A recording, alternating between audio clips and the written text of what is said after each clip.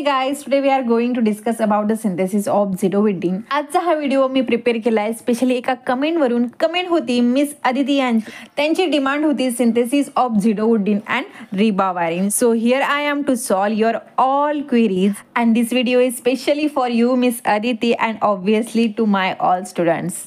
So we know की zidovudine हा आपला एक antiviral drug आहे which is used for the treatment of HIV. So main precursor for the synthesis of zidovudine is thymidine. Thymidine ची reaction केली जाते various reagent सोबत.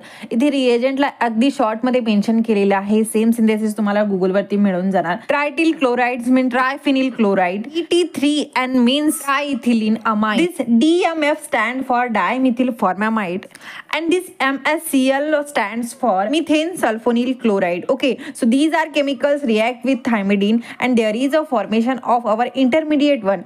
Intermediate one आणि थायमिडिनचं जर स्ट्रक्चर बघितलं तर दोघांमध्ये फक्त एकच डिफरन्स आहे. इथे बघा, इथे एक OH ग्रुप प्रेझेंट आहे, इथे MS म्हणजे हा जो कंपाऊंड आहे इथे अटॅच्ड आहे आणि OTR म्हणजेच काय तर ट्रायफिनिल ग्रुप हा इथे अटॅच आहे. तुम्हाला स्क्रीनवरती दिसत असतात. Intermediate one is react with aqueous sodium hydroxide again with methane sulphonyl chloride at 100 degree Celsius. जेव्हा ही रिएक्शन होते तेव्हा काहीच नाही, फक्त कंपाऊंड सेम आहे, फक्त हा जो ऑक्सिजन आहे हा ऑक्सिजनची लोकेशन चेंज होते and it leads to the formation of intermediate 2. This intermediate 2 is react with HCl and CHCl3 at -5 degrees Celsius and there is a formation of our drug that is zidovudine. So this is the synthesis of our zidovudine. I hope you like the video. Thank you.